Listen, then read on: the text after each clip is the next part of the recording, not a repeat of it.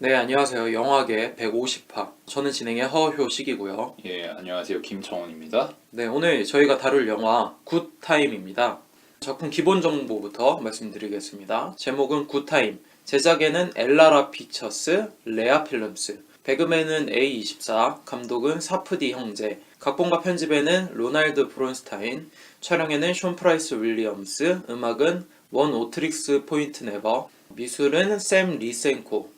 수상 정보와 비평을 간단히 말씀드리자면 칸 영화제에서 음악 부분을 수상했고 할리우드 영화제에서도 동일하게 음악 부분을 수상했습니다. 그 외 여러 영화제에 노미네이트는 됐는데 수상한 것 자체는 많지 않고 근데 아직 진행 중이라는 거. 네. 그 정도 말씀드릴 수 있고 로튼 토마토에서는 92%의 신선도에 평점은 7.6점이 나왔고 탑 크리틱도 비슷한 점수가 나왔습니다. 그리고 청중 스코어는 81%의 신선도에 3.9점의 점수가 나왔고요. 메타크리틱에서는 크리틱 스코어가 80점, 유저 스코어가 7.5점입니다.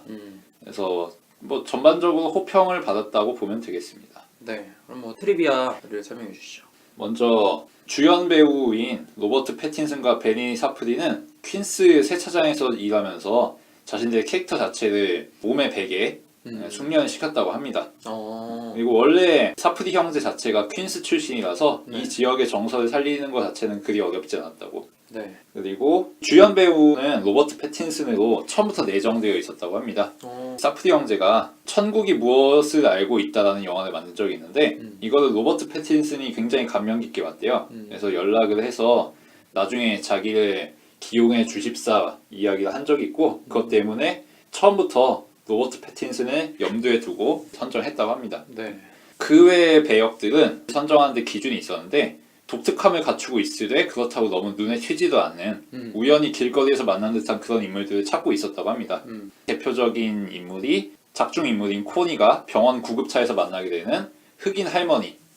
처음 봤을 때 영어가 모국어가 아니라서 자기 자신을 충분히 표현하지 못하고 블루투스 이어폰과 스카프를 착용하고 있었다고 진솔한 뉴욕 시민이라는 게 느껴져서 이 사람을 기용하면 좋겠다는 생각을 하고 캐스팅했다고 합니다. 그리고 정신과 의사인 피터 버비 같은 경우도 이 사람도 전문 배우가 아니고 형사 전문 변호사인데 이 배역에 딱 어울리는 개성을 갖고 있는 인물이라고 생각이 돼서 바로 캐스팅했다고. 연기가 굉장히 훌륭하네요, 일반인인데도. 그리고 비평을 보면은 칸 영화제에서 상영 직후에 6분 동안 기립박수를 받았다 이런 얘기도 있고 대체로 호평을 받았는데 그럼에도 비판을 가하는 여론은 다소 있긴 했습니다. 그래서 과도하게 넘치는 과잉적인 형식을 많이 쓰고 과시적이다. 그리고 그런 것들을 빼고 보면 알맹이가 크게 많지 않다. 뭐 이런 식으로 비판을 했다고 해요. 그리고 그 외에 굿타임이라는 어휘는 뭐 아는 사람들은 다 알 텐데 감형의 속어죠. 감형. 가석방, 뭐 모범수 감형 뭐 이런 것들을 지칭하는 거고 좋은 시간이다 이거지. 그리고 조시 사프디에 의하면은 로버트 패틴슨의 캐릭터인 코니는 60, 70년대 극단적 히피 운동의 지도자였던 찰스 맨슨에게서 영향을 받았다고. 찰스 맨슨은 로만 폴란스키의 집을 습격해서 그의 아내를 죽인 걸로 유명하죠. 그래서 히피 운동을 말아먹은 그런 유명한 인물인데 그 인물로부터 코니 캐릭터를 창안했다고 그런 얘기를 했습니다. 다음으로 배급사 정보를 알려드리자면 A24고요. 예전에 더 랍스터에서 소개해드린 적이 있죠. 주요 작품들을 보면은 블링링, 에너미, 언더 더 스킨, 로크, 모스트 바이올런트 이어, 그리고 슬로우 웨스트, 엑스마키나, 위아영, 에이미, 다크 플레이스, 룸, 더 위치, 리멤버, 더 랍스터, 스위스 아미맨, 문라이트, 오아시스 슈퍼소닉, 우리의 20세기, 고스트 스토리, 레이디 버드, 더 디제스터 아티스트 등 여러 작품을 배급한 바 있습니다. 대충 작품 목록을 보면 어떤 작품군을 배급하는 영화사인지 감이 오실 거라고 봅니다. 뭐 그 정도로 말씀드릴 수 있고 제작사를 말씀드리자면 엘라라 픽처스와 레아 필름스의 공동 제작인데 이 중 엘라라 픽처스는 사프디 형제의 회사라서 크게 언급할 게 없고 레아 필름스가 재밌는데요. 여기가 테리 더가스와 파리스 라트시스라는 인물들이 운영하고 있는 회사입니다. 근데 파리스 라트시스가 7세인데 이 사람이 그리스의 거부더라고요. 그리스의 거부. 그래서 세계 재벌 순위 뭐 50위 안에 드는 뭐 이런 사람이고 2000년대 중반에는 페리스 힐튼하고 또 연문이 있기도 했고 할리우드 스타들과 많은 스캔들을 뿌리는 그런 유명 인사라고 할 수 있습니다. 지금 30대 후반 정도 됐고 그래서 이 사람이 돈이 남아 도니까 차린 영화사라고 볼 수 있고 그 남는 돈으로 만든 영화라고 할 수 있죠. 그래서 뭐 영화 쪽으로 좀 야심이 있는 것 같다. 뭐 그 정도 얘기할 수 있습니다. 네. 감독을 소개해드리자면 사프디 형제고요. 네. 조쉬는 84년생이고 베니는 86년생입니다. 둘 다 뉴욕에서 태어났고 근데 아버지가 퀸즈 출신이고 어머니는 맨하탄에서 살았어요. 그래서 두 가정 사이로 오가면서 성장했다고 합니다. 네. 그만큼 불안정했겠죠 성장기가. 영화에 영감을 준 건 아버지인데 아버지가 영화 팬이라서 어린 나이부터 영화를 만들기 시작했다고 합니다. 작품 목록을 살펴보면 2008년 플레저 오브 빅 로드, 2009년 데디 롱렉스, 2013년 레니 쿠크, 2014년 헤븐 노앗, 2017년 굿타임 이렇게 5편의 장편 영화가 있습니다. 그리고 이외에 단편 영화가 몇 개 있고요. 형이 감독과 각본을 맡고 동생은 감독과 편집, 연기를 담당합니다. 그래서 연출적인 특징으로는 뉴욕을 배경으로 하고 클로즈업 많이 쓰고 카메라 무빙이 잦죠. 그리고 음향 연출 같은 경우에 아방가르드하고 얼터너티브하죠. 대사 같은 경우에는 양아치스러운 그런 대사들이 많고 현실과 환상 세계를 뒤섞어 놓는 기법적인 측면도 주목할 만하고 네. 배우 기용은 주로 비전문 배우로 해서 전반적으로 인디 영화스러운 그런 영화를 계속 찍어왔다고 볼 수 있습니다. 다음으로 음악을 잠깐 소개해드리자면은 네. 원오트릭스 포인트 네버라는 뮤지션이 맡았는데 이 사람이 알아보니까 뼈대 있는 뮤지션은 아니고 정규 음악 교육을 받은 것도 아니고 그냥 유튜브에 떠도는 상업 광고 비디오나 뭐 잡다한 사운드 이런 거를 믹싱하는 거를 즐겨하는 사람이라고 하더라고요. 그런 식으로 월도 하다가 트렌드 뮤지션이 된 뭐 그런 케이스라고 할 수 있더라고요. 그래서 앨범을 들어봤는데 대충 이 영화 비슷한 그런 곡들이 많더라고요. 다 정확하게 작품이 통일성이 없고 클래시컬한 기교를 목표로 하는 그런 게 아니고 그래서 연주라든지 보컬이라든지 이런 거에 비중을 많이 두는 사람들의 취향은 아니죠.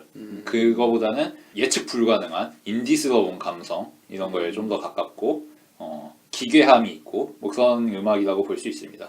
굿타임에서는 전자음악에 가까운 그런 사운드가 많이 들리는데 본인 작업이 계속 그런 사운드를 추구하는? 그치.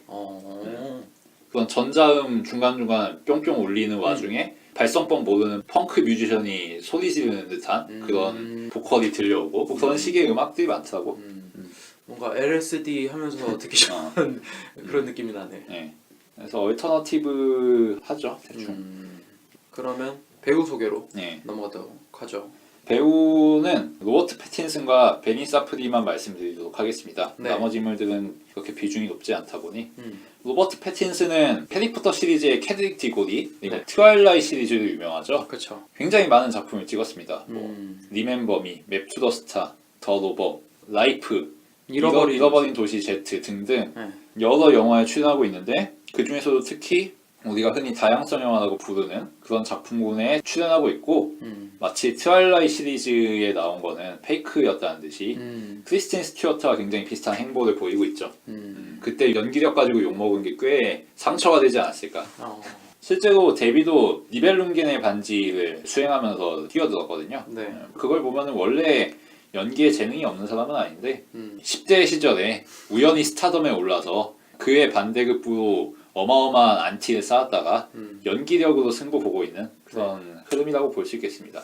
트와일라이트 시리즈에서 이미지가 워낙 강했기 때문에 아직도 그 호강을 좀 받는 것 같고 저 개인적으로는 잃어버린 도시 Z에서 굉장히 연기를 잘했다고 생각을 했는데 이번 작품을 보니까 눈 돌아가겠더라고요. 전혀 내가 알던 느낌이 아니어서 와 이런 연기가 가능한 배우였구나라는 생각이 들어요. 그러니까 크리스틴 스튜어트는 어느 정도 본인이 갖고 있는 색깔에 따른 연기가 보이잖아. 퇴폐적인 느낌도 있고 얼굴은 굉장히 예쁘고 곱상하지만 막상 행동이 다른 눈썹 찡그리기 젊은 시절 디카프리오를 연상시키는 선입관을 좀 갖게 되는데 이번엔 너무 놀랐어요. 너무 생각지도 못한 연기를 펼쳐갖고 정말 깜짝 놀랐습니다. 내가 알던 배우가 전혀 아니었던 것 같은 느낌. 네, 그리고 다음으로 베니 사프디, 닉 니카스 역이죠. 감독이고요. 네. 작품들을 보면 자신이 연출한 작품들에만 나왔습니다. 처음에 보자마자 실제로 질환이 있는 사람을 배우로 쓴 게 아닌가 싶을 정도로 처음에 눈물을 갑자기 뚝 흘리잖아요. 너무 깜짝 놀랐어요. 이거 배우면은 정말 연기를 잘하는 사람이겠구나 생각했는데 감독까지 같이 하는 걸 보면 재능이 굉장히 많지 않을까 그런 생각을 좀 해봅니다. 네. 뭐 그 정도 정리해 드릴 수 있고요. 배역을 소개해 드리자면은 제니퍼 제이슨리가 코디 역을 맡았고 네. 탈리아 웹스터가 크리스탈 역, 그리고 바카디 압디가 대시 역을 맡았고 버디 듀베스가 레이 역을 맡았습니다. 이 중에서 바카드 압디 같은 경우에는 캡틴 필립스의 소말리아 해적으로 나왔고 아인 더 스카이에서는 콩고 스파이로 나왔죠. 테러리스트들 안가로 침투해가지고 드론을 처리하고 뭐 이런 역이었죠. 네. 그러면 2부에선 시놉시스와 함께 이야기를 나눠보도록 하겠습니다.